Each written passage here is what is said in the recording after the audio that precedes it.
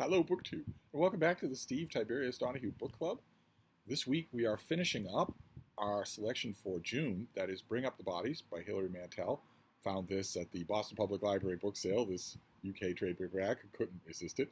And we are dealing here with the rise and the cementing in power of Henry VIII's minister, Thomas Cromwell, and the fall from power and eventually the doom of Henry VIII's second queen, Anne Boleyn. That is the subject of this book. The Bring Up the Bodies here is a reference to both those things. Bring up the bodies is what an executioner typically says when he is waiting on the block for the condemned to be brought to him. But a body is also being raised here. Thomas Cromwell is reaching the pinnacle of his power under Henry's authority here by pulling down not only Anne Boleyn, which you get the impression he might not have wanted to do on his own, but also pulling down a group of men who are associated with her in one way or another. And that's at the heart of the first two books of the Cromwell trilogy, is Cromwell's long orchestrated revenge on a group of men that he believes wronged his beloved master, Cardinal Wolsey, who's long dead. There's no historical evidence for that. So this is the mechanism of Hilary Mantel's storytelling laid bare. It isn't usually laid bare in these novels, but it's laid bare in this particular conceit. That in this particular thing, Thomas Cromwell has so-called, so to speak, a will of his own, and is orchestrating the doom of the men who participated in a masque, a stage play, an ill-thought-out thing where four devils carry an actor playing Thomas Wolsey down to hell. In Hilary Mantel's novel, in the melodrama at the heart of this, a younger Thomas Cromwell watches backstage, knows who those four actors are dressed as devils, and decides to enact a decades-long plan of slow-grinding vengeance against them. In Hilary Mantel's idea here, that is the reason that implicates some of the men in the fall of Anne Boleyn. We mentioned last time that the charges against Anne Boleyn, if you look at them with common sense, they scream fraud. I'm no fan of Anne Boleyn as a historical figure, but that she should be sleeping around with people who have Henry's ear and talk to him casually every night is a risk she would never have taken. It doesn't comport with her own behavior earlier in courting Henry. It isn't long thinking, it isn't calculated, it isn't careful. And that she should sleep with a commoner is even less thinkable. And that she should sleep with her brother is someone just putting their thumb on the scales of history and saying, you'll never be able to prove it, I'm burning the documents right now. So you out there 500 years in the future, if you're trying to prove this, you'll never be able to. There's only one person who knows other than me. He'll be dead as soon as I will be, and the papers will be gone. It's a neat storyline, of course, right? If you've read The Man in the Iron Mask, you know it's a long, boiling plot of revenge is a neat storyline. I don't think it's particularly realistic, but at least Hilary Mantel has the courage of her convictions. Once she has devised that underlying thread of the plot, she sticks with it until it culminates. I don't think, I'm not sure that she completely thought out what would go out of her larger narrative once that was consummated. Why do you need to tell a story of Cromwell once that is gone? What does the revenger do once they get revenge? Is an age-old question. Most dramatists, for instance, make sure that that's where the story ends. And the story doesn't end. There's a very long novel after this. But for now, in this book, as we get to these final sections, Thomas Cromwell is enacting his revenge against the men who wore those costumes. And he's doing it by linking them with the fall of Anne Boleyn, which has to happen. and has already said she won't go quietly. She's already intimated that if an attempt is made to supplant her, she will go to the people or go to war. So she has to be brought down, and Cromwell has to do it. He's the one who has to do it. No one else is going to do it. And I want to read you. I've been reading you bits and pieces of this book as we've been going through it. I want to read you a longer scene to illustrate what I mean. Because Gentle Norris, there's a courtier of Henry named Norris, who is an old friend of Henry. They've been friends for a long time, decades. And he is implicated in this scandal. He is, we know from history, if you're reading this not knowing anything except what you know from reading Tudor history, you know he's going to die. No one implicated in this except Thomas Wyatt lives. And the book has a lot to say about that. It has a lot to say about Wyatt. But I want to read you a slightly longer scene that will give you an idea of what I'm talking about. Because, as I mentioned last time, when you get to the nub of the downfall of Anne Boleyn, if you are Hilary Mantel, you've been giving us a Cromwell for a book and 3/4. You've been giving us a Cromwell who is a forward-thinking hero. He wants universal work. He wants fair wages. He wants all sorts of progressive ideas, and he's a fervent, ardent, believing Christian. He's not a villain at all. But Hilary Mantel knows perfectly well, she knows this history as well as anybody, she knows perfectly well that when she gets to the actual mechanics of the fall of Anne Boleyn, well, in the actual mechanics of the fall of Anne Boleyn, Thomas Cromwell is a villain. Now, anyone who reads history, or I think most people who interpret history, would say that those events don't make him a villain, they reveal that he was always a villain. Certainly every dramatization before Wolf Hall showed him that way, as an evil, soulless, unscrupulous lawyer villain. And Hilary Mantel very much doesn't want to give you that kind of Cromwell. She gives you a totally believable, three-dimensional other kind of Cromwell. But she knows that when she gets to this point in the story, there's no help for it at all. She's going to have to, her Cromwell is going to have to step aside just briefly so that we can get the villain Cromwell. Otherwise, the story doesn't happen, as we know it does. The history in this historical novel doesn't happen unless that Cromwell makes an appearance. We get him early on. He's browbeating Francis Bryan about, go and tell Anne Boleyn's father about the charges laid against her and her brother. Go and tell him that. And Francis Bryan is dithering and resisting. He doesn't want the errand, but he knows that he's in grave danger. If Cromwell can bring down the Boleyns, he can bring down Francis Bryan. And Cromwell says to him, "Don't wheedle, saddle your horse. Before you ride to Essex, do me a further service. Go see your friend Nicholas Carew. Tell him I agree to his demands and will talk to Wyatt, but warn him, tell him not to push me because I will not be pushed. Remind Carew that there may be more arrests. I am not able to say who. Or rather, if I am able, I am not willing. Understand and make your friends understand that I must have a free hand to deal. I am not their waiting boy."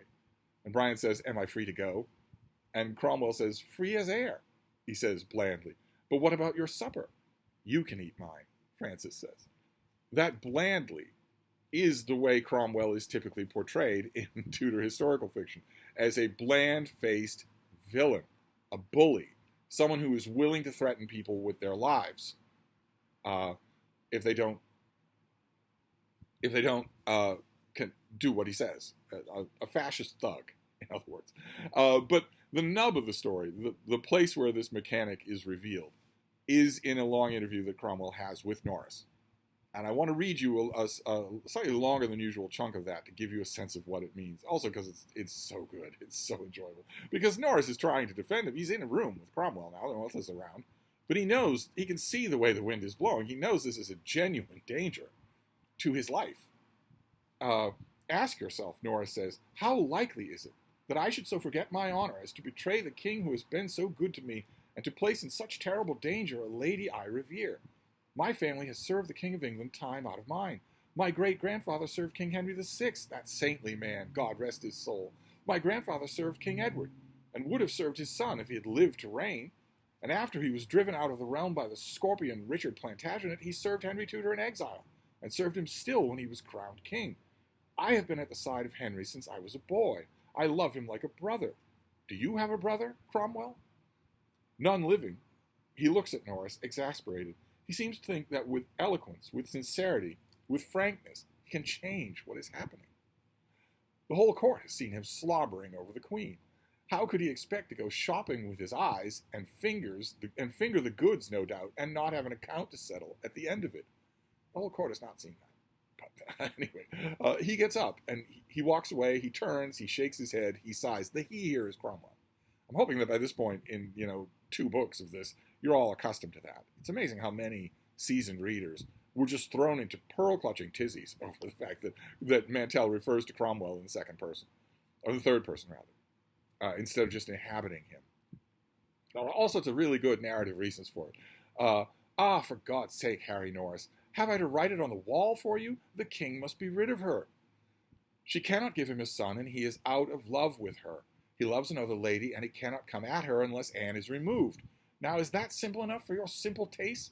Anne will not go quietly. She warned me of it once. She said, if ever Henry puts you aside, it will be war. So if she will not go, she must be pushed, and I must push her. Who else? Do you recognize the situation? Will you take your mind back? In a like case, my old master Wolsey could not gratify the king, and then what? He was disgraced and driven to his death. Now I mean to learn from him, and I mean the king to be gratified in every respect. He is now a miserable cuckold, and he will forget when he is a bridegroom again, and it will not be long. I suppose the Seymours have a wedding feast day already. He grins, and Tom Seymour is having his hair curled, and on that wedding day the king will be happy, I will be happy, all England will be happy, except Norris, I fear, for he will be dead. I see no help for it, unless you confess and throw yourself on the king's mercy. He has promised mercy, and he keeps his promises, mostly. Henry does not keep his promises. Not ever.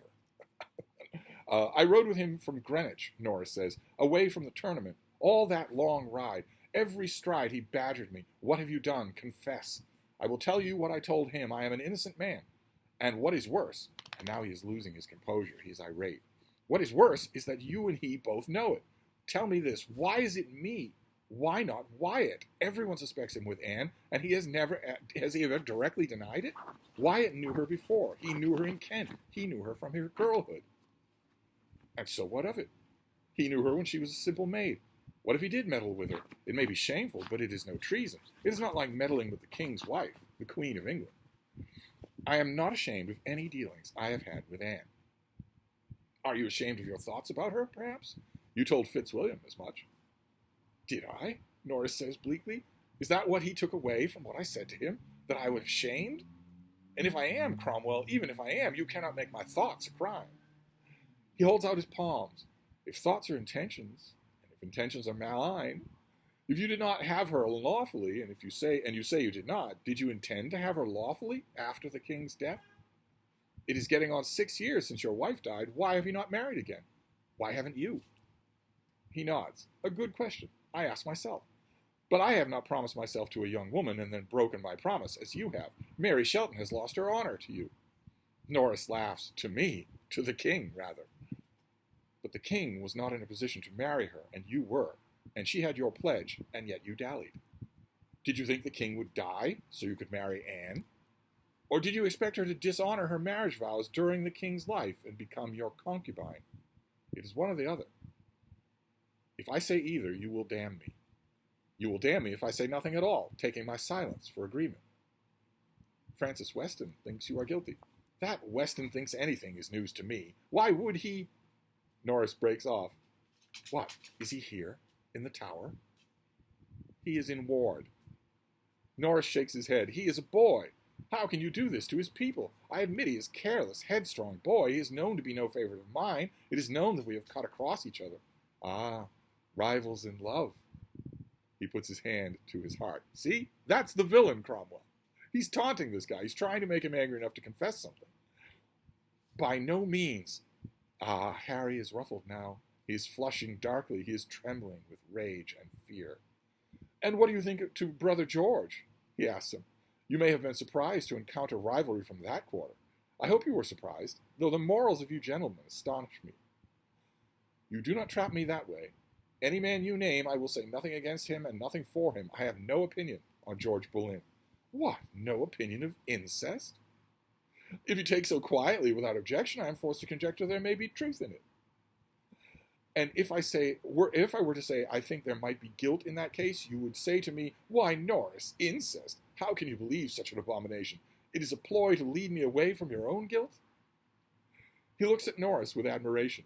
Not for nothing have you known me for 20 years, Harry.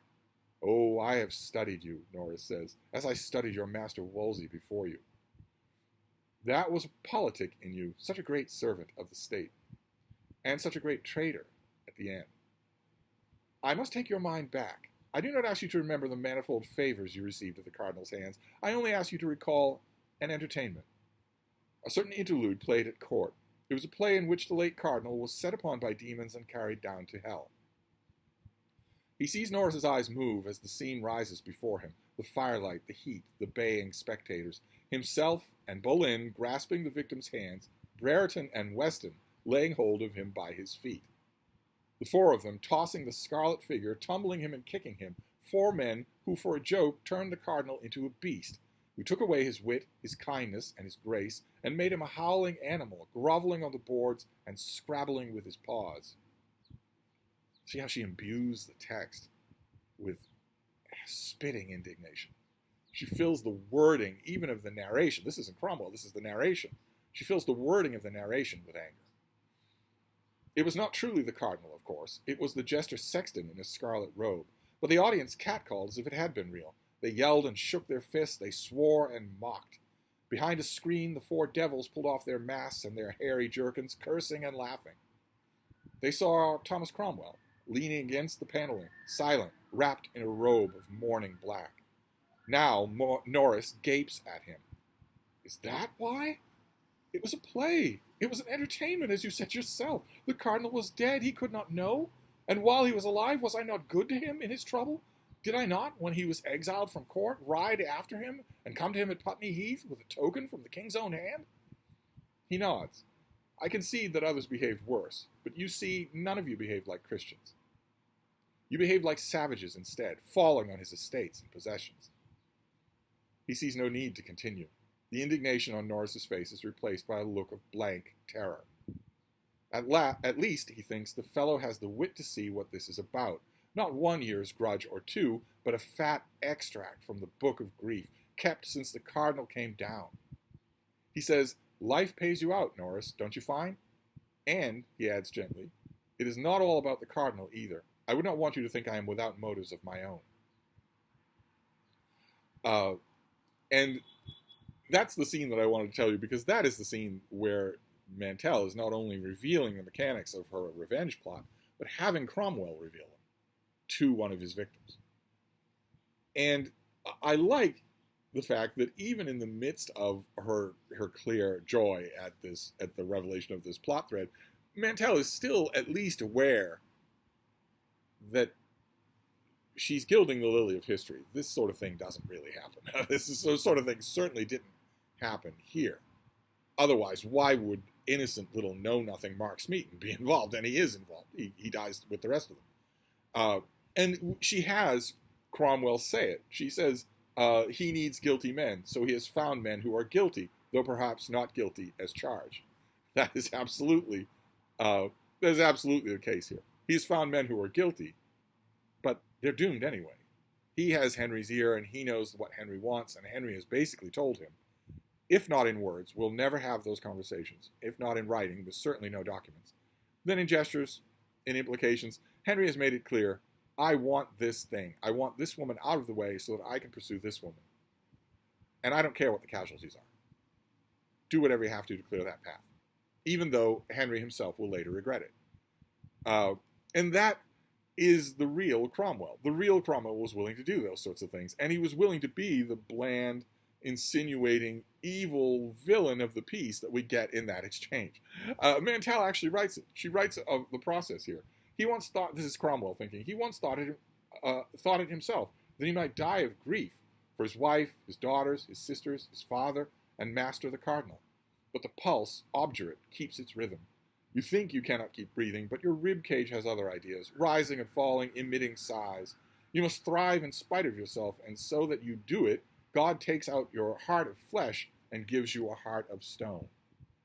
But that isn't true. Okay? We should probably remind ourselves that isn't true. It's only bad people that have their living heart taken out by a process like that and have it replaced with a heart of stone. It's only people like Cromwell. Or, for instance, Richard Rich, or a whole bunch of other characters in this story. And who knows how early in his life it happened to Henry. But it's so deliciously, wonderfully done that scene that I read you is the climax of this book. The finishing action of the book is the execution of Anne Boleyn, which is done wonderfully. It's done wonderfully. But the climax of the book is Cromwell revealing the long extract from the Book of Grief, his long-standing plan to bring down the 4 men who were part of that interlude at court. I mean, he tells Norris and he tells the others that he has his own motives too, but that is a plot that has been brewing for the whole of Wolf Hall and the whole of Bring Up the Bodies, and we get it in the final act here.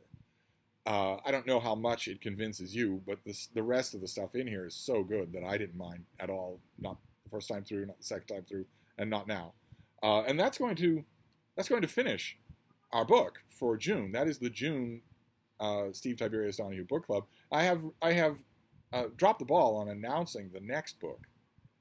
So I'm going to do that now. I want to show you what we'll be reading for July. It will be this. It will be This Republic of Suffering by Drew Gilpin Faust. This is a study of mortality and the conceptions of mortality in the American Civil War. It's not your usual American Civil War book. It